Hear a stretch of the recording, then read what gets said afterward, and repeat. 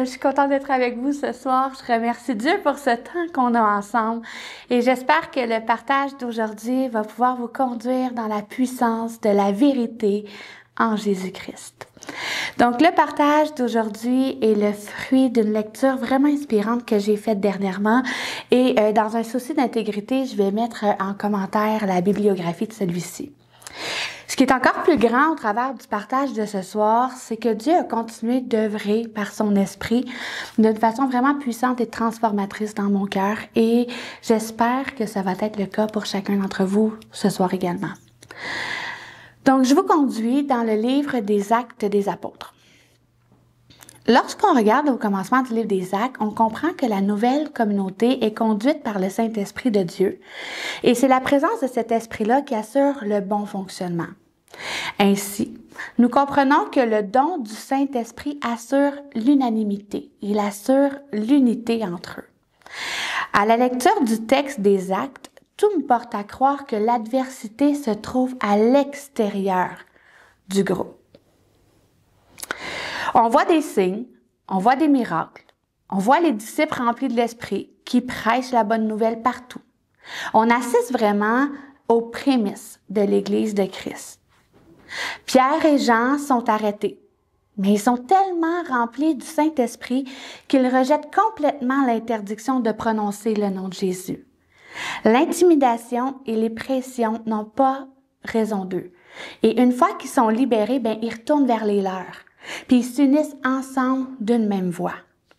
On peut lire dans le texte que dans leur prière, ils nomment que les autorités de ce monde se sont levées contre Dieu et contre son oint. Et ils demandent à Dieu de leur donner, d'annoncer la bonne nouvelle avec assurance. Leur prière est si puissante dans le lieu où ils étaient que le lieu tremble. Ils furent tous remplis de l'Esprit et conformément à la prière qu'ils avaient faite, ils annoncèrent la parole de Dieu avec conviction et assurance. Dans Acte 4, à partir du verset 32, lisons ensemble la version Louis II. La multitude de ceux qui avaient cru n'était qu'un cœur et qu'une âme. Nul ne disait que ses biens lui appartinssent en propre, mais tout était commun entre eux. Les apôtres rendaient avec beaucoup de force témoignage de la résurrection du Seigneur Jésus. Et une grande grâce reposait sur eux tous. Car il n'y avait parmi eux aucun indigent. Tous ceux qui possédaient des champs ou des maisons les vendaient, apportaient le prix de ce qu'ils avaient vendu et le déposaient aux pieds des apôtres. Et l'on faisait des distributions à chacun selon ce dont il avait besoin. Joseph, surnommé par les apôtres Barnabas, ce qui signifie fils d'exhortation, lévite, originaire de Chypre, vendit le champ qu'il possédait, apporta l'argent et le déposa aux pieds des apôtres. Là, il y a beaucoup de choses que j'ai à vous dire là-dessus. Beaucoup trop probablement pour le temps qu'on a ensemble ce soir. Mais j'ai ressorti du texte quelques points. Ce que j'ai ressorti, c'est d'abord qu'au milieu d'eux, il n'y avait aucun indulgent. Personne ne manquait de rien. Ça veut dire qu'ils s'occupaient de veiller les uns sur les autres. C'est bien représenté à l'intérieur du texte que l'égalité, elle est importante. Le message qui est passé ici, c'est qu'il n'y a pas d'indigents. Il n'y a personne qui va manquer de rien parce que nous sommes désormais ensemble. Et je pense vraiment que l'idée derrière ce texte-là, c'est l'unité. Un autre élément que j'ai soulevé, c'est qu'on nous parle de Barnabas. Barnabas est un personnage qui est clé dans les premiers temps du christianisme et un compagnon de l'apôtre Paul. Son rôle est particulièrement important parce qu'il jouait le rôle de médiateur entre Paul et les apôtres. Et ce qui est tout aussi important, c'est que la Bible nous dit qu'il est lévite originaire de Chypre. Et cette information-là, elle n'est pas sans importance parce qu'elle nous démontre le contexte de la nouvelle communauté. Un Lévite originaire de Chypre au temps de Jésus était un membre de la tribu de Lévi, chargé de responsabilités religieuses. Il pouvait être impliqué dans la vie religieuse juive, notamment en se rendant à Jérusalem pour accomplir des devoirs religieux ou participer aux festivités liées au temple. Selon ma compréhension, le texte nous dit que Barnabas était vraiment là par choix. Il avait choisi de laisser la religion, l'instruction et tout ce qu'il avait connu afin de suivre pleinement Jésus. Tout ce contexte-là se fait volontairement et d'un commun accord. À ce moment-là, il n'y a aucune loi qui est écrite. Nulle part dans le texte, on peut lire qu'il y a une loi qui parle de la distribution des biens ou encore moins du partage équitable de ceux-ci. Ils avancent ensemble, unis, dans la même direction, dirigés par l'Esprit de Dieu. Et voici qu'on arrive à Acte 5.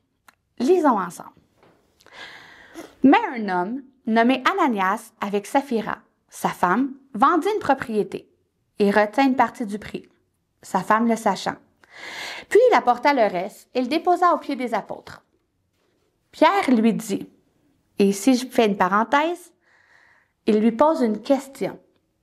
Ananias, pourquoi Satan a-t-il rempli ton cœur au point que tu mentes au Saint-Esprit et que tu aies retenu une partie du champ? S'il n'eût pas été vendu, ne te restait-il pas? Et après qu'il ait été vendu, le prix n'était-il pas à ta disposition? Comment as-tu pu mettre en ton cœur un pareil dessein? Ce n'est pas à des hommes que tu as menti, mais c'est à Dieu. Ananias entendit ces paroles, tomba et expira. Et une grande crainte saisit tous les auditeurs. Poursuivons le texte. Les jeunes gens s'étant levés, l'enveloppèrent, l'emportèrent et l'ensevelirent. Environ 3 heures plus tard, sa femme entra, sans savoir ce qui était arrivé. Pierre lui adressa la parole. J'ajoute à nouveau la parenthèse. Il lui posa une question. « Dis-moi, est-ce à ce tel prix que vous avez vendu le champ? » « Oui, répondit-elle, c'est à ce prix-là. » Alors Pierre lui dit, « Comment vous êtes-vous accordé pour tenter l'Esprit du Seigneur? Voici, ceux qui ont enseveli ton mari sont à la porte, et ils t'emporteront. » Au même instant, elle tomba aux pieds des apôtres et expira. Les jeunes gens, étant entrés, la trouvèrent morte. Ils l'emportèrent et l'ensevelirent auprès de son mari. Verset 11. Une grande crainte s'empara de toute l'assemblée et de tous ceux qui apprirent ces choses. Et moi, je pense que cette crainte-là, c'est la crainte de Dieu. Nous pouvons comprendre, dans le questionnement de Pierre, que rien n'obligeait. Je recommence celle-là. Nous pouvons comprendre dans le questionnement de Pierre que rien n'obligeait le couple à vendre leurs biens. On peut d'ailleurs supposer qu'il aurait pu vendre le champ et dire « Voici, j'ai vendu mon champ tel montant et je mets à la disposition de la communauté tel montant. » Et c'est ça qui a porté ma réflexion vers ce qui a bien pu se passer dans le cœur d'Ananias pour qu'il agisse de cette façon-là. Parce qu'au fond, chacun d'entre eux était animé de l'Esprit du Dieu vivant, en se mettant en accord dans la distribution des biens. C'est à l'Esprit Saint qui était soumis. C'était pas une loi écrite, c'était pas une loi qui était votée, c'était la loi de l'Esprit. Et le texte nous dit clairement que s'il y a eu un jugement sur Ananias, ce n'est pas parce qu'il avait menti aux hommes. C'était parce qu'il y avait à l'intérieur de son cœur un mauvais dessein et qu'il a menti à l'Esprit de Dieu. Et grâce au Saint-Esprit, ce mensonge-là fut mis à la lumière. Vous savez, plusieurs théologiens croient que l'histoire d'Ananias et Saphira démontre une rupture dans le récit de la nouvelle communauté. Mais moi, je crois de tout mon cœur que ce récit-là veut démontrer la puissance que Dieu veut exercer dans son Église, la puissance que Dieu veut exercer dans son peuple aujourd'hui, en 2025. Et par la foi, je vais ajouter la puissance que Dieu veut exercer parmi son peuple au carrefour chrétien des Mascoutins, au nom de Jésus. Pierre, il a agi avec le discernement de l'Esprit. et le mensonge au sein de son peuple, au sein du peuple de Dieu, fut mis à la lumière. J'aimerais porter votre attention sur le fait qu'Ananias et sa femme faisaient partie de la nouvelle communauté et qu'ils vivaient avec les autres dans le même esprit. Le texte nous démontre de manière plutôt évidente que même en Christ, nous sommes vulnérables aux mensonges. Nous assistons probablement à la lecture de ce texte au tout premier dualisme entre le bien et le mal à l'intérieur de la première communauté. Tout à l'heure, je vous ai nommé que l'adversité provenait de l'extérieur de la communauté. Mais le récit d'Acte 5 démontre désormais une vulnérabilité de l'intérieur du groupe. Il y a eu mensonge et dissimulation dans le groupe.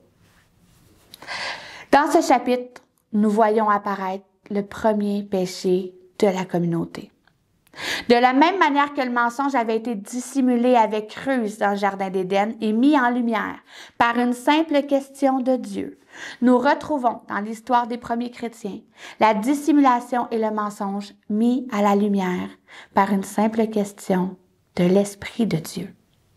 Ce dualisme entre l'Esprit de Dieu et Satan est clairement énoncé dans le récit.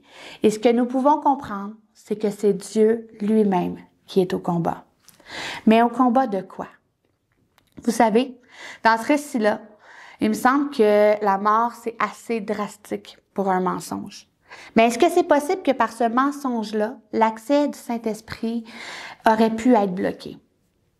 Est-ce que c'est possible que les mensonges se suffisent à eux-mêmes? Puis qu'à moins d'une repentance sincère, à moins d'exposer pleinement à Dieu la vérité et de renoncer de manière définitive à ce péché, le mensonge en entraînera un autre, puis plusieurs autres. Or, si à force de mentir, de dissimuler et de cacher, nos paroles deviennent une série de mensonges, notre témoignage est faussé. Il faut donc comprendre qu'on se retrouve dans un piège. Et quand on est dans un piège, nous ne sommes pas libres. Bien que nous soyons dans l'Église de Christ, tout comme Ananias et Saphira l'étaient, il est possible que le Saint-Esprit soit attristé en nous.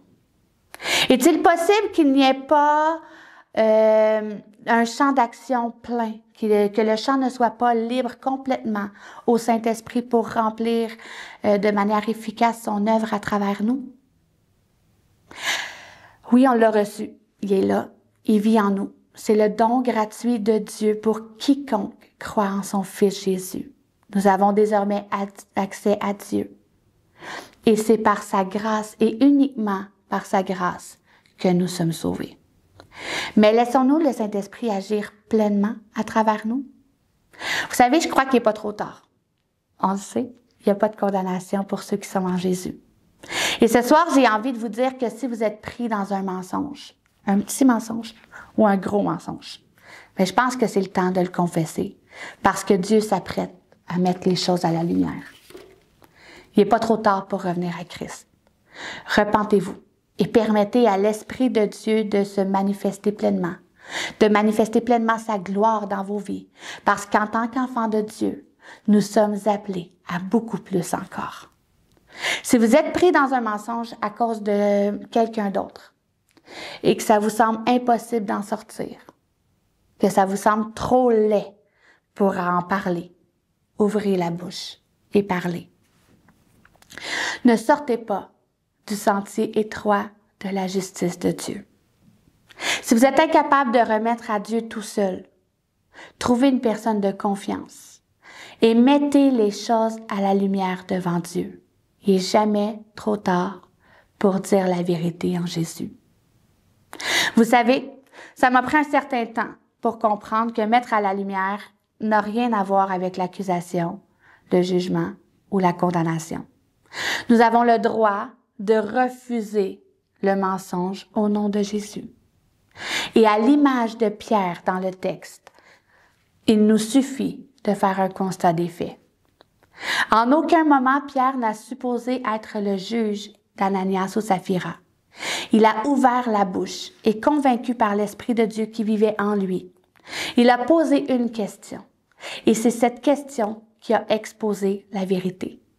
Jusqu'à la dernière seconde, Ananias avait la possibilité de dire la vérité, mais il a choisi de poursuivre dans le mensonge. Pourquoi? À cause des desseins de son cœur. Est-ce que ce péché-là était dû au dessein de son cœur par l'orgueil? Est-ce que ce dessein était la peur? Je ne le sais pas. Le texte ne le dit pas. Mais s'il y a une seule chose que je voudrais qu'on retienne ce soir, c'est qu'on se pose la question, quel est le dessein de mon cœur? Tout comme les gens d'Église primitive, chacun de nous sommes dans l'Église par choix. Dieu nous a appelés et nous avons choisi de répondre présent à l'appel. Nous avons choisi de le suivre. Nous vivons donc selon la loi de l'Esprit. En effet, la loi de l'Esprit de vie en Jésus-Christ nous a affranchis de la loi du péché et de la mort. Alors efforçons-nous, mes frères et mes sœurs, de vivre dans la vérité, car la vérité nous rendra libres. Sachez que j'ai vraiment hâte de voir ce que le Saint-Esprit fera à travers chacun d'entre vous. Nous sommes unis dans la victoire et dans la paix. Je vous laisse sur le chant qui suit. Je vous aime et je vous dis à bientôt.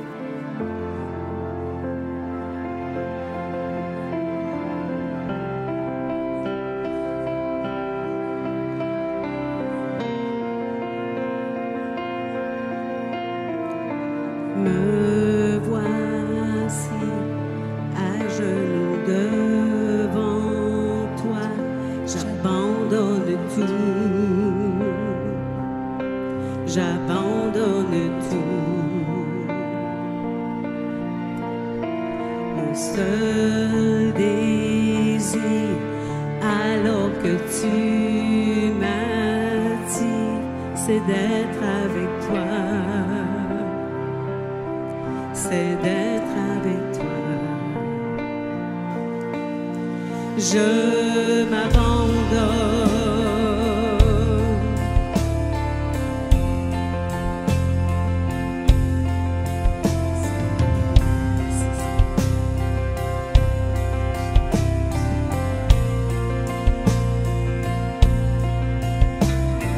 Par ta grâce,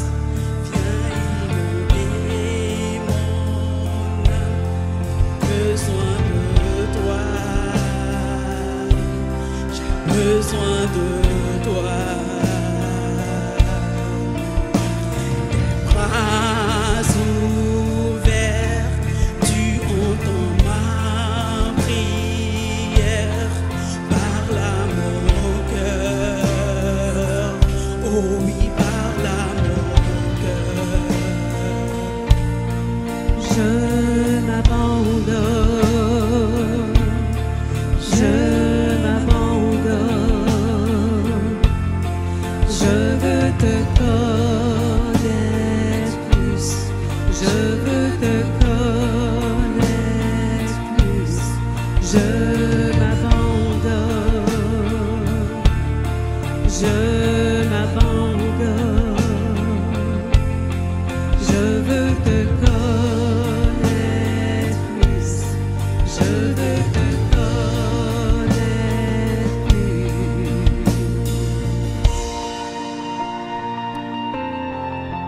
Jésus, on veut s'approcher de toi.